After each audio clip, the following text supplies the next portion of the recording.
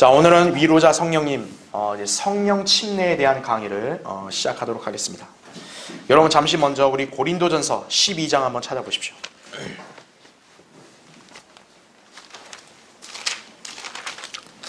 자, 거기 12절 보면요, 몸은 하나인데 많은 지체가 있고 한 몸의 지체는 많아도 모두 한 몸인 것처럼 그리스도께서도 그러하시니라. 그죠?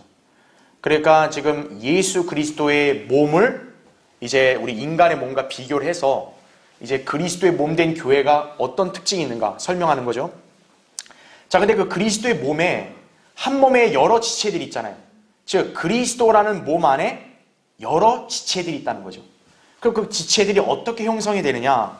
거기 13절을 보면요, 유대인이나 이방인이나 종이나 자유인이나 한 성령에 의하여, 잘 표시해 놓으세요. 성령에 의하여 우리 모두가 자 어떻게 했대요? 한 몸 안으로 침례를 받았으며, 한 몸 잘 표시해 놓으시고요. 또 모두가 한 성령 안으로 마시게 되었느니라. 자, 여기에 우리가 이제 두드러진 용어를 볼 수 있는 게 성령, 그 다음에 침례입니다. 그래서 이제 이 구절을 근거로 해서 우리가 성령 침례라는 용어를 이제 쓰는 것이에요. 오늘 이제 이 성령 침례에 대한 주제를 이제 하나님 말씀을 통해서 한번 여러분에게 설명드리겠습니다. 자, 먼저 보세요. 메뉴에 본 주제는 사역자들이나 신학자들 간에 크게 논란이 되어온 문제이며, 이 교리를 잘못 해석함으로써 교회 시대에 상당한 오류들을 양산해 내었다 이거죠. 특히나 이 성령 침례를 왜곡시키는데 장본인들이 누구였냐? 바로 은사주의자들이에요. 오늘날 이 순복음 은사주의자들이. 근데 이 한국 기독교계가 워낙 무지하기 때문에요, 은사주의의 독소에 다 오염돼 버린 거예요, 전부 다. 그러니까 이 사람들은 성령 침례라고 안 하고 무슨 성령 체험, 세례 이런 말을 쓴다고요.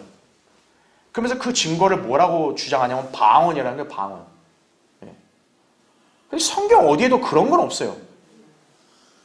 그 은사주의자들이 사기쳐서 만든 거짓교리거든요.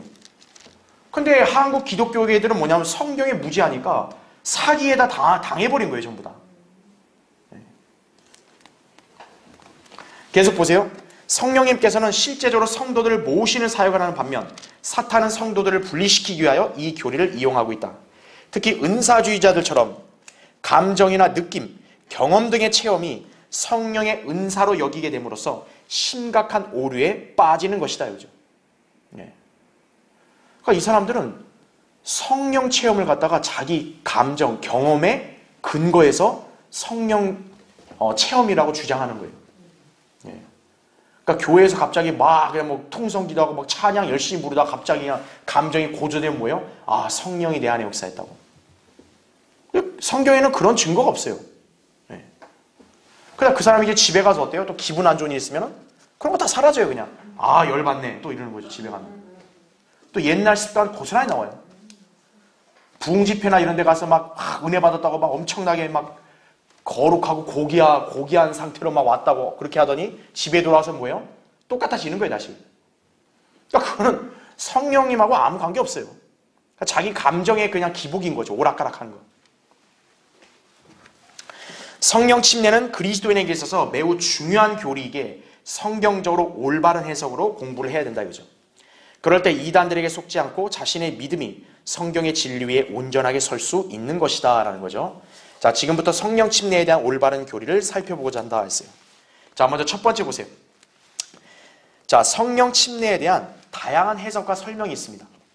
그러니까 우리는 이 소위 성령 침례를 오해하거나 무지한 사람들이 이런 주장을 했을 때 성경적으로 왜 잘못됐는지를 여러분이 여기서 잘 감지할 수 있어야 돼요. 자, 먼저 1번 보세요. 성도가 성령으로 충만하게 되는 것은 맨 처음 있는 단 이례적 사건이다, 이렇게 주장하는 자들이 있습니다. 즉 이 사람들의 문제는 뭐냐면 성령 침례와 성령 충만을 헷갈리는 거예요. 제가 지난주에 성령 충만 강의할 때 여러분 한번 제가 구분해 드렸잖아요. 성령 침례는 죄인이 예수 그리스도의 복음을 듣고 그분을 구주로 영접했을 때 딱 한 번 받는 거예요. 아까 우리 고린도서 12장 읽을 때 어떻게 했어요? 성령에 의해서 한 몸 안, 그리스도의 몸 안으로 들어간다 그랬잖아요. 그 몸 안으로 잠긴다 해가지고 침례란 말을 쓰는 거예요. 성령 침례. 그러니까 그리스도의 몸 안으로 들어가는 거 딱 한 번 있는 일이죠. 그렇죠? 근데 이 사람들은 성령 충만과 성령 침례를 구분 못하는 거예요. 그러니까 이것도 바로 뭐냐면 은사주의자들의 독소 때문에 이렇게 착각에 빠진 거예요. 즉 뭐냐면 막 감정이 고조되고 이러면 성령 체험했다. 즉 성령이 내 안에 들어왔다. 야, 그거 딱 한 번인 줄로 아는 거예요. 아니라는 거죠. 그래서 괄호 1번 보세요. 그래서 위의 해석은 성령 침례, 성령 충만, 성령의 은사 등의 말들을 혼동함으로 야기된 것이다 라는 거죠. 침례, 밥티즘이란 말은 어떤 곳 속으로 잠긴다, immersion이라는 것이고요. 충만이란 어떤 개체 속에 무엇인가를 채워 놓는다는 것으로서 그 의미가 상반되는 것이다라는 거죠. 자, 밑에 괄호 2번 보세요. 위의 이론은 사도행전 2장 4절에 있는 오순절의 사건에서 유래하였다는 거죠. 거기에서 그들은 성령으로 충만하였고 외국어로 말했지만 이 사건은 오순절이 유대인들에 대한 새로운 경륜의 시작이었음을 나타낸다 이거죠. 즉 성령의 시대가 시작되었음을 알려준 것이다 라는 거죠. 예. 그러니까 여러분 한번 더 찾아볼게요. 사도행전 2장 한번 보세요.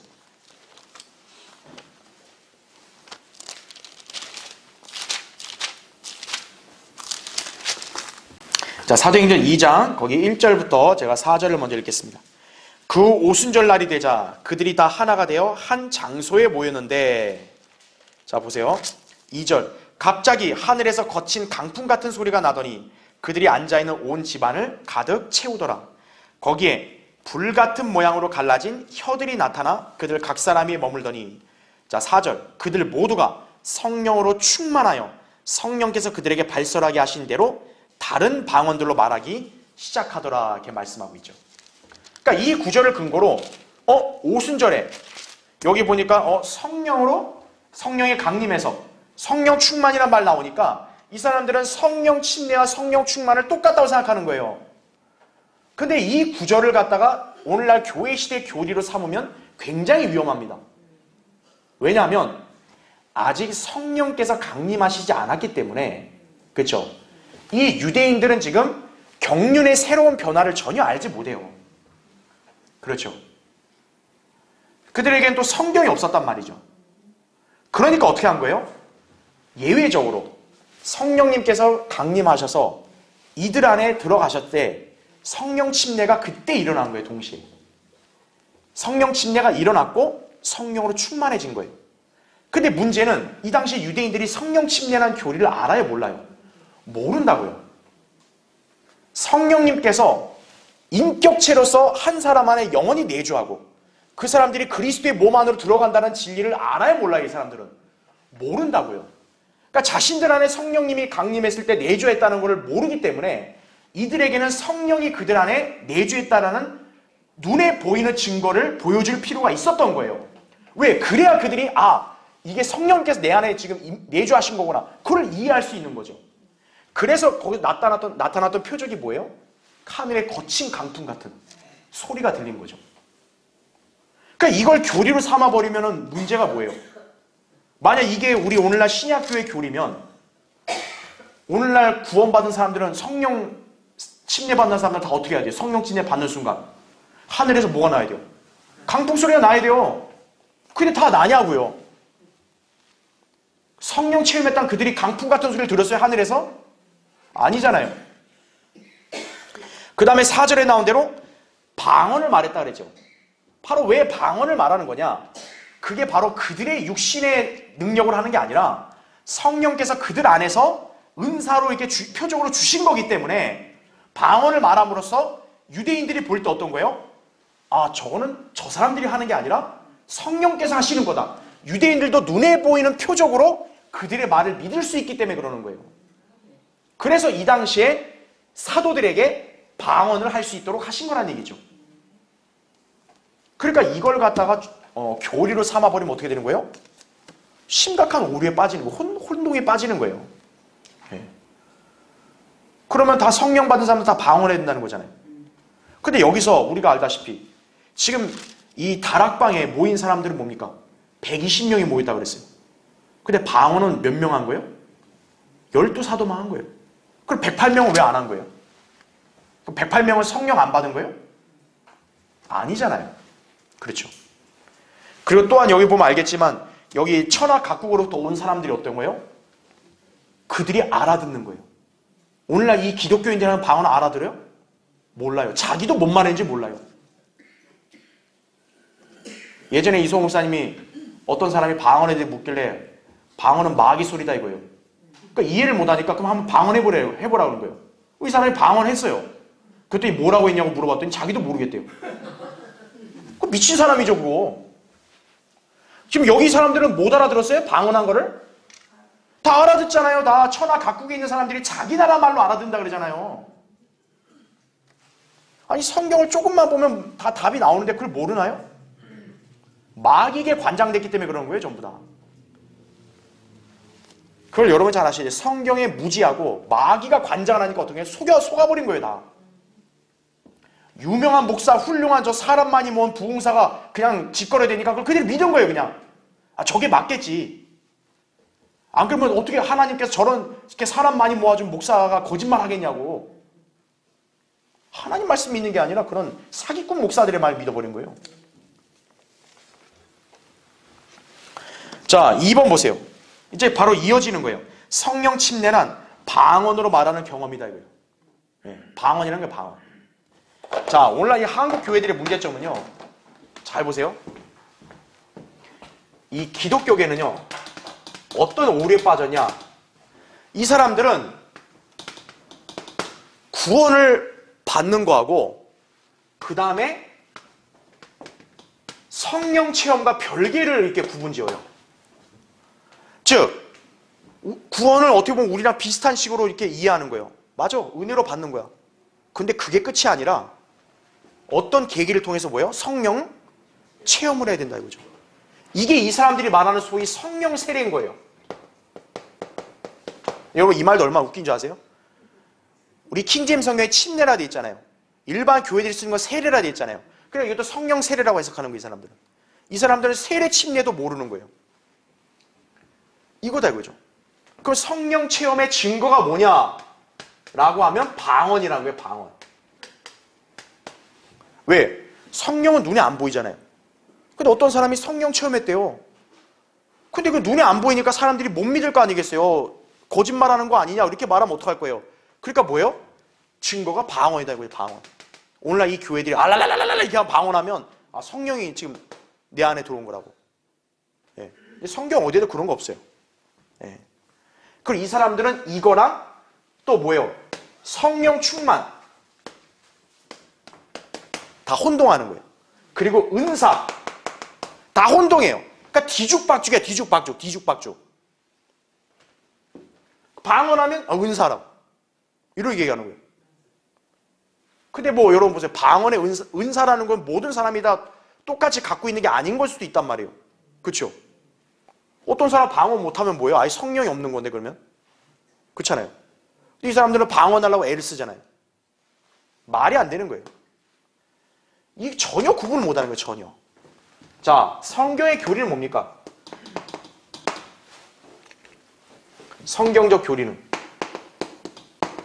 성경적 교리는 단 하나예요. 구원을 받으면 어때요? 즉시 성령 침례를 받는 거예요. 자, 아까 우리 고린도전서 12장에 한 성령에 의하여 한 몸 안으로 들어간다 그랬죠. 예. 그러니까 성령님에 의해서 어떻게 하냐? 이 성령 침례는 한 몸, 그 한 몸은 그리스도의 몸을 가리키는 거죠. 그리스도의 몸. 즉 영적으로 어떤 죄인이 예수 그리스도의 복음을 믿어 구원받으면 그 사람 어떻게 하는 거예요? 성령에 의해서 그리스도의 몸 안으로 들어간다. 그래서 그걸 침례받는다는 거예요. 왜? 침례란 말이 아까 뭐랬어요? 잠긴다. immersion의 의미이기 때문에 그리스도의 몸 안으로 잠긴다 이거죠. 들어가는 건 잠기는 거와 비슷한 그런 모양이니까. 그럼 어떻게 되는 거예요? 그 사람은 몸의 지체가 되는 거예요. 이렇게 되면 이제 그리스도의 몸의 지체가 된다는 얘기죠. 그렇죠? 그러니까 이게 성령 침례는 딱 한 번 있는 거예요. 그러니까 이거를 이제 성경에서 뭐라 하냐? 또 영적인 침례, 영적 침례, 또 한 침례 이렇게 말한다고. 그러니까 이건 딱 한 번 있는 거예요. 한 번. 예. 그런 다음에 어떻게 하는 거예요? 구원받은 사람이 제가 지난주에 했던 강의대로 성령으로 충만한 삶을 살게 되면 그 사람이 성령 충만을 이제 경험하고 그렇게 생활하는 거죠. 그러니까 이거는 은혜로 거저 이루어지는 거예요. 구원이 은혜로 받듯이 성령 침례도 은혜로 거저 이루어지는 역사인 거예요. 근데 성령 충만은 자기 의지에 달려있다고 지난주에 제가 강의한 거죠. 이것도 구원 못하는 거예요. 예. 성경의 교리는 이거라고요. 예. 그래서 우리가 알아야 될 게 뭐냐면 왜 이 사람들은 세례 침례도 구분을 못하냐. 세례는 뭐예요?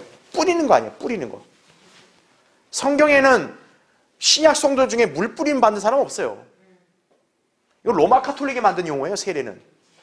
여기 세자는 씻을 세자예요. 죄 씻는다는 거예요. 물 뿌려서. 근데 이걸 이 무식한 기독교계가 그냥 호선에 갖다 쓰는 거예요. 그냥 아이고 성령 세례 받으라고. 카톨릭 그대로 따라하는 거예요. 그냥.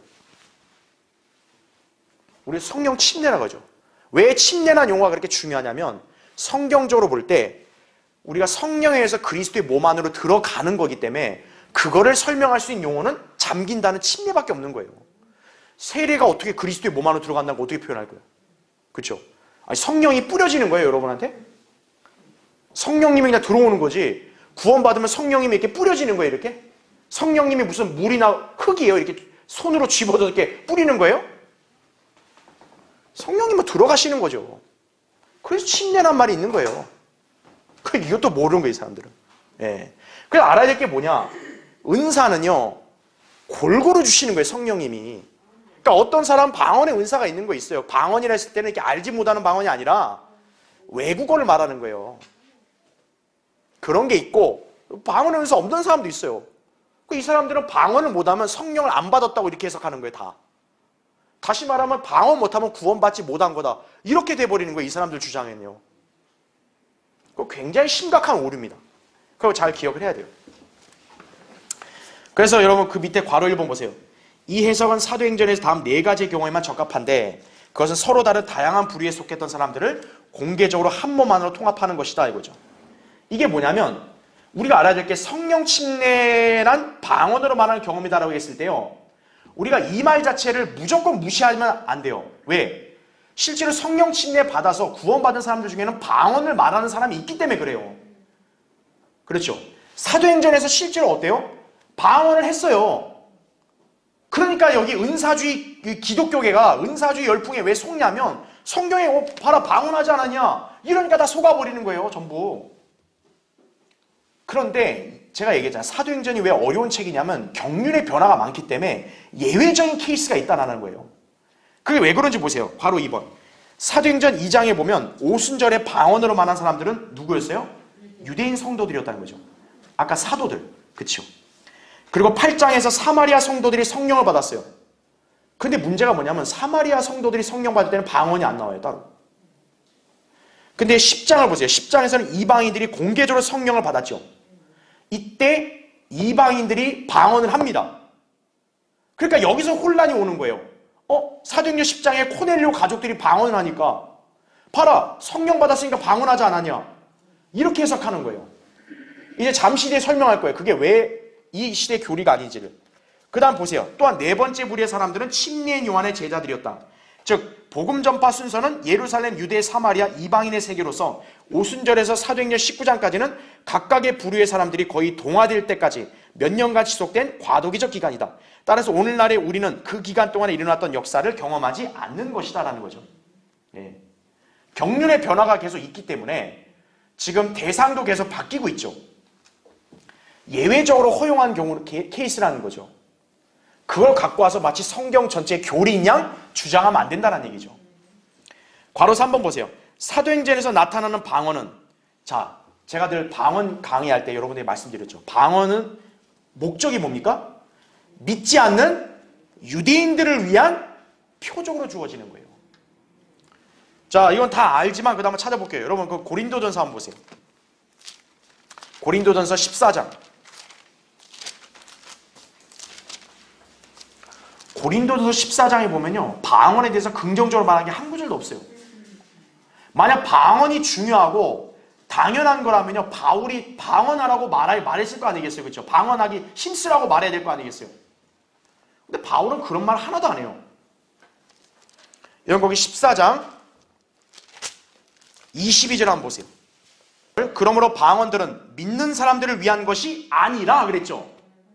믿지 않는 사람들을 위한 뭐라 그래요? 표적이지만 얘기하죠. 근데 반대로 예언은 믿지 않는 사람들을 위한 것이 아니고 믿는 사람들을 위한 것이라 이거죠. 그래서 보세요. 23절. 그러므로 만일 온 교회가 한 자리에 모여 함께 모여 모두 방언들로 말을 하게 되면 배우지 못한 사람들이나 믿지 않는 사람들이 들어와서 너희가 미쳤다고 말하지 아니하겠냐 이거죠. 여기서 알랄라, 여기서 꼴랄랄라 해서 엘렐렐레, 룰렐렐레 다 이러면은 누가 들어오면 어때요? 와 이거 미친 사람들이네 전부 다. 이거 뭐야 이거죠. 이렇게 되죠. 그리고 24절 보세요. 그러나 만일 모두 예언할 때 믿지 않는 사람이나 배우지 못한 사람이 들어오게 되면 그는 모든 사람에 의해 양심의 가책을 받고 모든 사람으로부터 판단을 받으리니 이렇게 말하죠. 그러면 그의 마음에 은밀한 것들이 드러나게 되어 그가 얼굴을 땅에 대고 하나님께 경배하며 하나님께서 참으로 너희 가운데 계시다고 선언하리라 이죠. 형제들아 그러면 어떻게 하겠느냐? 너희가 함께 모일 때 너희 각자에게 시도 있고 교리도 있으며 방언도 있고 계시도 있으며 통역도 있으니 모든 것을 어떻게 하래요? 세우기 위하라는 거죠. 아까 방언은 세우는데 도움이 안 된다고 방금 얘기했죠. 왜? 믿지 않는 사람들을 위한 표적이기 때문에. 하지만 예언은 믿는 사람들을 위한 거다 이거죠. 여기서 예언이라 했을 때는 성경을 설교하고 가르치는 걸 말하는 거예요. 왜? 성경이 예언의 말씀이니까.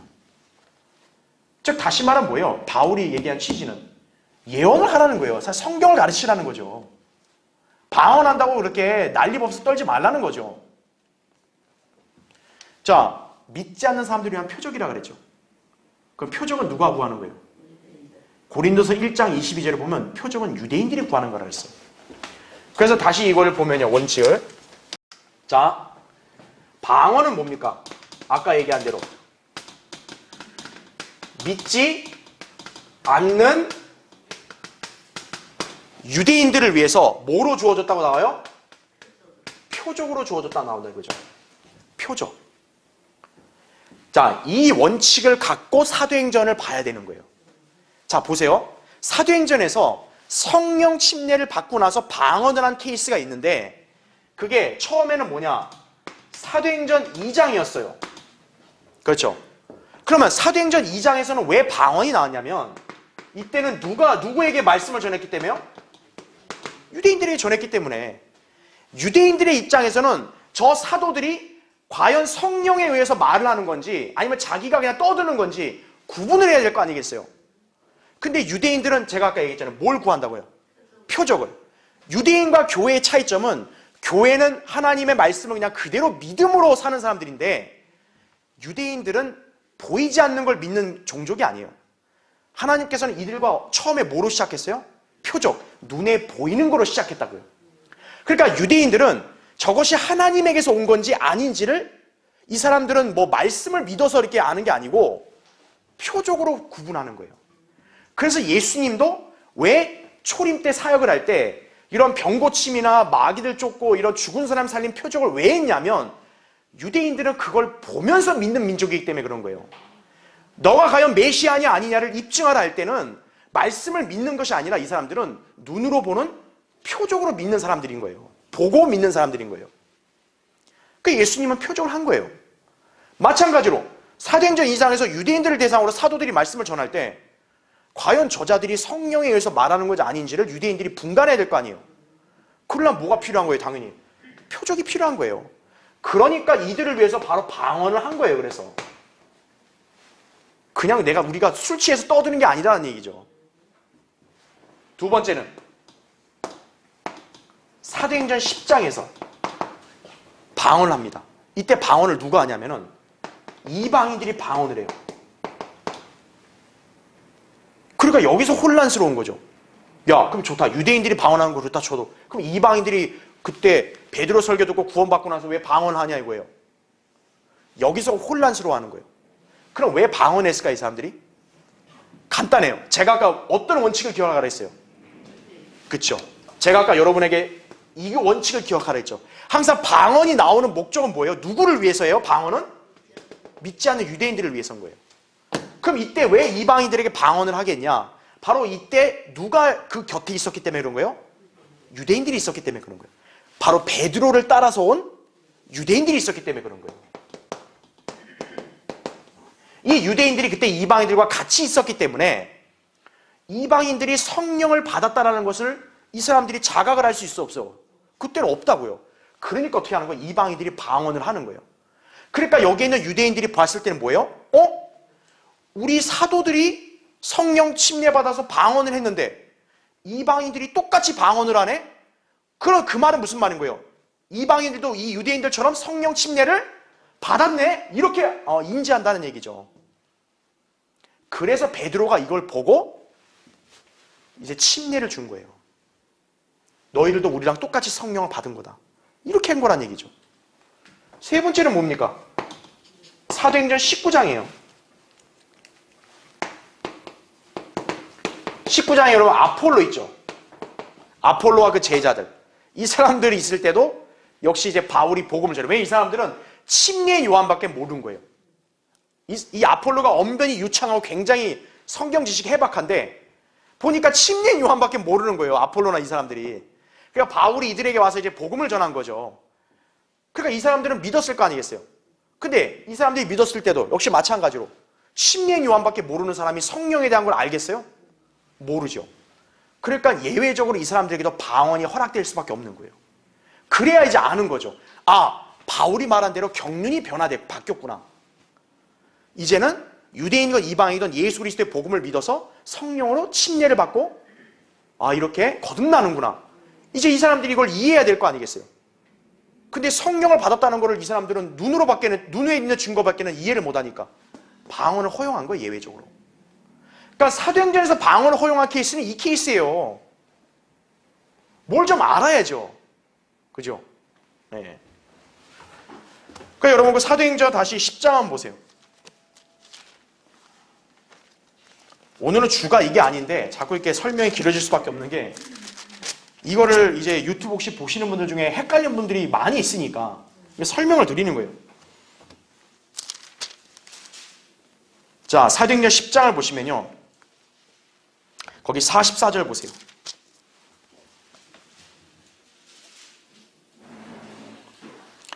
베드로가 아직 이런 말을 하고 있을 때 성령께서 그 말씀을 듣는 모든 사람에게 임하시더라 이거죠. 지금 여러분이 아셔야 될 게 뭐냐면 아직 베드로는요. 이 바울이 전했던 그런 향상된 진리실을 아는 상태가 아니에요. 그러니까 베드로는 지금 설교를 다 끝낸 게 아니에요. 이렇게 이방인들 너희들도 죄들의 사함을 얻는다라고 말하면서 그럼 이제 뭘 얘기하려고 했겠어요? 베드로도 사도행전 2장에서 유대인들에게 회개하고 예수 그리스도 이름으로 침례를 받으면 성령을 선물로 받는다 그랬을 거 아니에요. 이제 그 말을 하려고 했었던 거예요. 근데 성령님께서 그걸 막으신 거죠. 베드로가 그 말을 하기 전에 이미 어떤 거예요? 성령께서 이방인들에게 임하신 거예요. 그래서 거기 45절 보세요. 그러므로 베드로와 함께 온 모든 할례받은 믿는 자들이 성령의 선물을 이방인들에게도 부어주심을 보고 놀라니 이는 그들이 방언으로 말하며 하나님을 높이는 것을 들음이라 이거죠. 자, 베드로와 함께 온 모든 할례받은 믿는 자들 역시 유대인들인 거죠. 그러니까 이 베드로를 위시한 유대인들은 이방인들도 우리 자기들처럼 성령 침례를 받을 수 있다는 걸 아직 모르는 거예요. 근데 이제 경륜이 바뀌었기 때문에 성령님께서는 이방인들도 성령을 받을 수 있다는 걸 보여주셔야 된단 말이죠. 그러니까 코넬료 가족들에게 어떻게 한 거예요? 예외적으로 방언을 하도록 허락하신 거예요.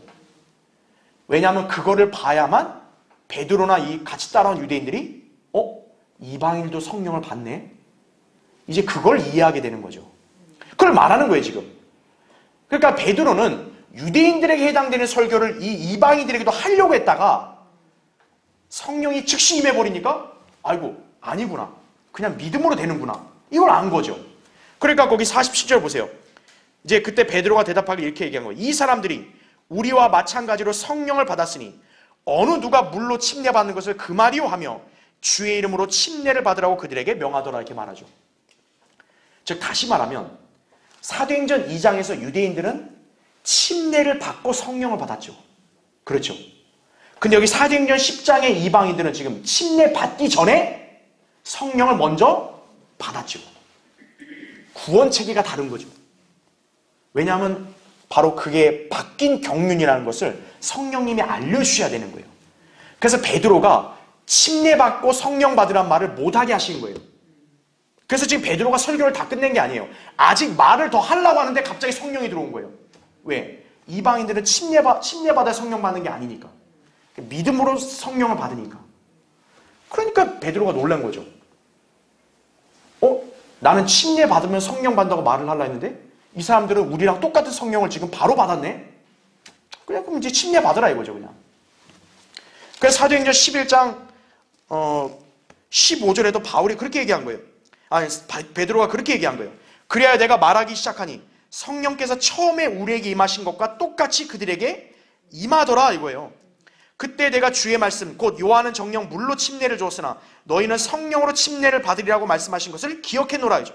그러므로 하나님께서 주 예수 그리스도를 믿은 우리에게 주신 것과 똑같은 선물을 그들에게도 주셨다면 내가 누구에게 하나님을 거역할 수 있겠는가? 라고 하니 이거죠.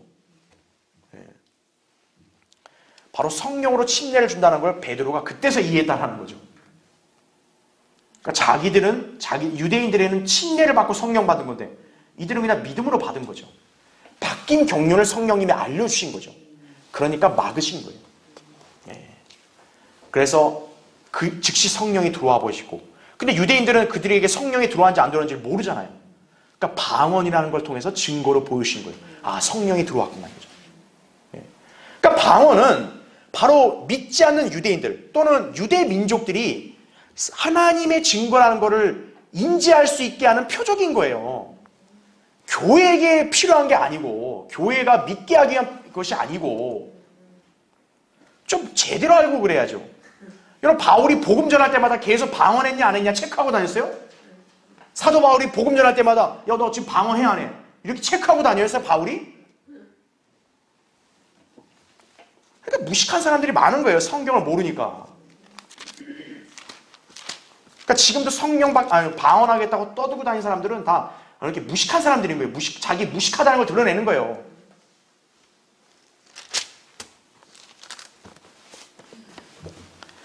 그래서 그 사도행전 19장 6절은 안 찾으셔도 돼요. 아폴로 아까 그 제자들 이 사람들에게 이렇게 바울이 물은 거죠. 너 성령 받았냐? 근데 아폴로가 얘기한 거예요. 저는 성령이 있다는 것도 모르는데요. 그러니까 이제 바울이 설명을 해주니까 이제 바울이 그들에게서 안수하니까 성령께서 그들에게 임하셔서 방언들로 말하고 예언을 했다고 나와요. 그러니까 아폴로도 다 왜 그러냐? 바로 그들은 유대인들의 그런 표적밖에 모르니까 예외적으로 허용하신 거란 얘기죠. 그래서 회당에 있는 유대인들에게 진리를 받았다는 것을 알려주기 위해서 방언이 나타난 것이다 라는 거죠. 자, 이거 너무 많은 설명하면 안 되니까 바로 넘어갈게요. 자, 다음 페이지 보세요. 자, 3번. 성령 침례란 은혜의 부차적 사역이다. 이게 이제 은사주의자들의 주장이거든요. 쉽게 말하면. 밑에 괄호 1번 보세요. 이러한 입장은 대개 무디, 토레이, 피니 등 하나님의 위대한 사람들의 경험에 근거를 둔 사상입니다. 즉, 회심한 것과 별개로 어떤 기름 부음을 통해 능력을 받았다는 인간의 경험을 하나의 교리로 정립하려는 시도인 것이다 이거죠.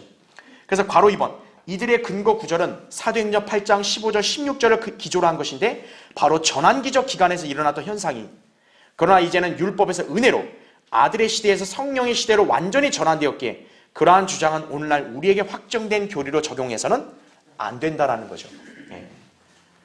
그러니까 이때는 안수를 통해서 이렇게 성령을 받았거든요, 사마리아인들이. 그러니까 이 사람들이 안수 받으려고 막 애를 쓰는 거예요. 막 유명한 부흥사들 나가서 제발 내 머리에도 좀 안수 좀 해달라고, 내 머리 좀 밀쳐달라고, 그냥 이마를 팍 이렇게 한번 해달라고 성령이 들어가게. 그럼 허튼 소리 하고 있는 거예요. 그러니까 이거는 성령 침례 아무 관계 없어요. 아직 그 사마리아인들이 뭐 진리를 알아요? 경륜을 알아요? 모르죠. 그러니까 예외적으로 허용하신 것 뿐이에요. 그걸 갖다 교리로 삼고 있어요. 그래서 괄호 3번 보세요. 몇몇 하나님의 사역자들은 특정한 일을 위해 부름받거나 그 일에 필요한 기름 부음이 있을 수 있지만 대부분의 그리스도인들이 거듭날 때 그들과 같은 경험을 하는 것은 아니다라는 거죠. 그렇죠. 여러분 구원받을 때 누가 머리 쳐서 구원받았어요? 여러분 다? 일로 와요. 팍! 이렇게 치고 성령 들어가세요. 당신한테. 그냥 방언하세요. 그럼 다 구원받은 거예요 다? 바울이 그렇게 하고 다녔어요? 전부 다? 소아시아 교회들 돌아다니면서요? 그 정신나간 짓 하고 있는 거예요, 이 교회들이요. 그 다음 밑에 4번 보세요. 성령 침례란 오순절에만 해당되는 것이지 오늘날 우리에게 적용되지 않는다. 괄호 1번 보세요. 많은 교회들이 이 자세를 취하면서 성령 침례의 교리를 부정하고 있다죠. 즉 그들은 은사주의자들의 방어가 같은 외향적인 현상을 부인하려다가 너무 극단적으로 치우친 것이다라는 거죠. 즉 뭐냐면 오순절에 성령이 강림해서 방언한 거는 분명히 있는 역사고 그게 오늘날 우리 교회 모든 사람들에게 동일하게 일어나는 거 아니에요. 그런데 그렇다고 성령 침례를 부정하면 안 되죠. 왜냐하면 아까 우리 처음에 읽었던 고린도전서 12장 12절 13절은 분명히 성령 침례에 대한 교리라고요. 그러니까 그건 있는 거예요. 다만 유대인들처럼 눈에 보이는 표적이 나타나는 것은 아니다라는 거죠. 왜냐하면 신약시대의 성도들은 눈에 보이는 표적으로 태어난 사람들이 아니잖아요. 십자가의 복음으로 태어난 사람들이기 때문에 그들에게는 무슨 성령 침례의 별다른 눈에 보이는 증상이나 표적이 필요 없다는 거죠. 그러니까 그런 것들이 안 일어나는 거지 성령 침례가 아예 없다 이런 얘기하면 안 된다는 얘기죠. 예. 자, 어쨌든 성령 침례에 대한 여러 가지 이런 해석들은 다 잘못된 거다. 성경의 무지에서 나온 거다. 이렇게 이해하시면 돼요. 자, 두 번째 보세요. 성령 침례에 대한 성경적 설명. 이건 제가 다 아까 한 거예요. 그래서 여러분 1번, 2번은 제가 아까 설명했으니까 넘어가고요. 3번 보세요. 성령 침례란 성령님께서 성도가 거듭날 때 그를 보이지 않는 그리스도의 몸으로 옮겨놓는 것을 말한다 이거죠. 그것은 이미 우리 모두가 믿는 순간 과거에 이미 끝나버린 것이다 이거죠. 예. 그러니까 지금도 마치 성령 충만을 성령 침례로 오해하면 안 된다는 거예요. 그래서 이제 우리는 단지 성령 충만을 받거나 아니면 성령을 슬프게 하거나 소멸시키지 않으려고 노력할 뿐이다라는 거죠. 예. 그래서 4번 보세요. 성령 침례란 인종과 피부색과 정치적인 모든 차이를 없애고 모든 성도를 그리스도 안으로 모으는 것이다 이거죠. 그래서 갈라디아서 3장 27, 28절에 이렇게 나오죠. 너희 가운데 그리스도 안으로 침례를 받은 사람은 그리스도로 옷 입었느니라 이렇게 나오죠. 여러분 이 침례가 뭐예요? 그리스도 안으로 침례받았다. 그리스도 안으로 들어갔다. 성령 침례를 말하는 거죠. 근데 일반 교회들은 침례란 말 나오면 다 물침례로 해석하는 거예요. 이 사람들도 또 침례란 말 안 쓰니까 다 세례라고 가르치는 거예요. 그거 아니에요. 그리스도 안이란 말 들어갔잖아요. 물이란 말이 들어오지 않고. 그리스도 안으로 들어가는 것. 영적인 침례, 성령 침례를 가리키는 거라고요. 그래서 그거는 뭡니까? 유대인도 헬라인도 없고 종이나 자유인도 없고 남자와 여자도 없으니 이는 너희 모두가 그리스도 예수 안에서 하나이기 때문이라 이거예요. 그러니까 구원받는 거에는 차별이 없다라는 거죠. 바로. 예. 자, 이제 맨 밑에 이제 세 번째. 자, 에베소서 4장 5절에 한 침례란 무엇을 말하는가? 그 다음 페이지 보세요. 자, 1번. 한 분 주요, 한 믿음이며 한 침례이고 이렇게 나오죠. 혹자는 여기에 나오는 침례를 물침례로 해석하려고 해요. 이 구절의 침례는 영적 침례, 즉 성령 침례를 말합니다. 물침례가 아니에요. 한 침례, 즉 신약 시대에는 모든 사람들이 구원받는 순간 바로 성령 침례를 받죠. 그게 동일하다는 거예요. 어떤 사람은 성령 침례 받고 어떤 사람은 안 받고 이게 아니라는 거죠. 동일한 침례.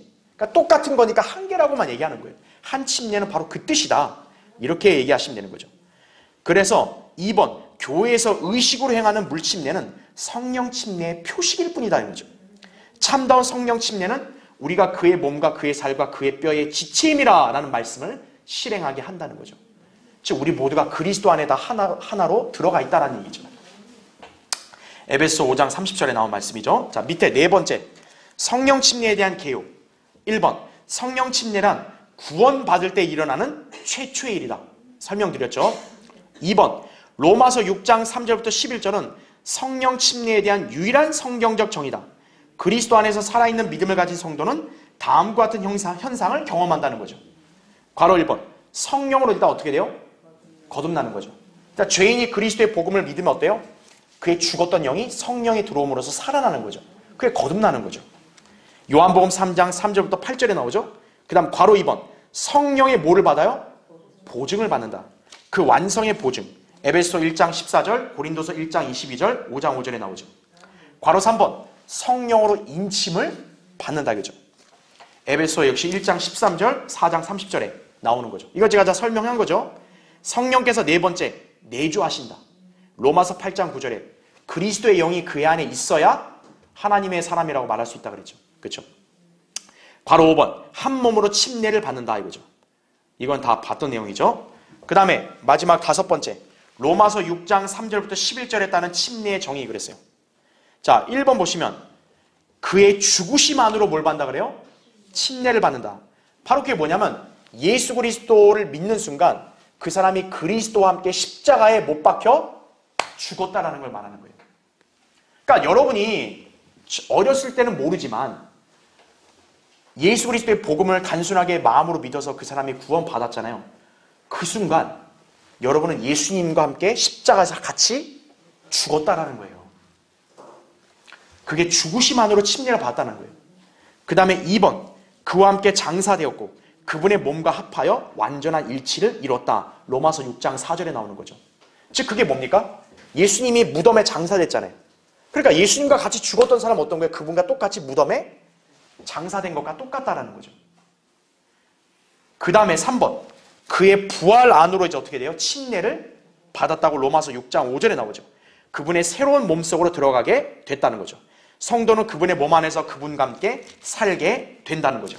고린도서 12장 13절의 경험은 구세주와의 완전한 일체를 계시하고 있는 것이다. 즉 다시 말하면 왜 침례가 중요하냐라고 했을 때 예수 그리스도와 함께 죽었잖아요. 그리고 예수님이 무덤에 묻혔죠.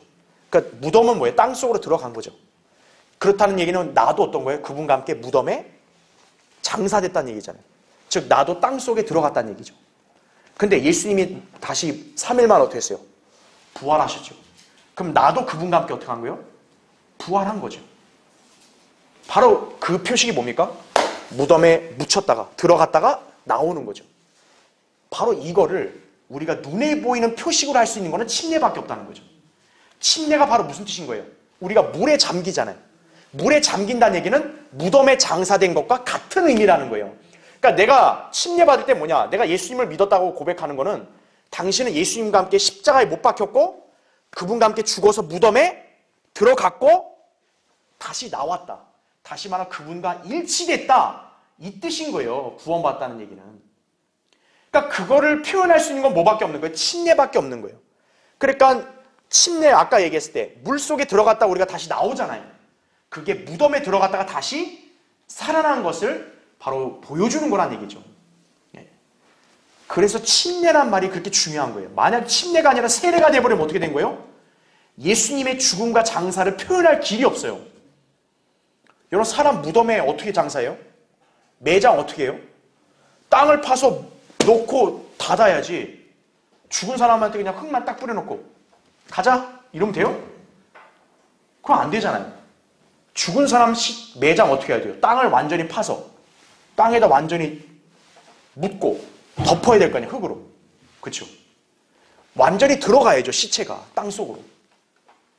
침례가 바로 그렇다는 거예요. 물속으로 완전히 들어가야 예수님의 죽으심과 하나 됐다는 걸 표시하는 거예요. 그리고 다시 물속에 나온다는 것은 부활했다는 표식인 거예요. 그분과 일치했다는 것을 내가 간증하는 것이 바로 침례인 거예요. 그래서 침례란 말이 있어야 되는 이유가 바로 여기 있는 거예요. 세례가 되면 안 된다는 얘기예요. 자, 결론적으로 골로새서 2장 10절부터 12절에 있는 성령 침례로 우리는 새로 부활한 몸 안에서 온전해졌다 이거죠. 성령께서 우리 안에 거하시려고 오신 오순절, 그날에 제자들은 성령으로 충만했고 침례를 받고 기름 부음을 받았다 이거죠. 오순절이란 결국 반복될 수 없는 분명한 역사적 중대사였다. 그날은 성령의 즉일이었으며 그래서 그분은 모든 다양한 직무를 맡으셨다. 이제 우리는 거듭남과 동시에 성령의 침례를 받았다 이거죠. 우리는 헌신을 위하여 사도행전 1장 8절의 능력으로 기름 부음을 받아야 하며 끊임없이 성령 충만함을 우리가 받아야 한다는 얘기죠. 그렇죠? 그러니까 오순절이라는 건 분명한 일이지만 그거와 똑같이 이 시대에 다 일어나는 건 아니고 성령 침례는 구원받는 성도들 안에서 개별적으로 일어나는 영적인 일이다. 이걸 여러분이 잘 기억하셔야 합니다. 자, 다음 시간에 계속하겠습니다.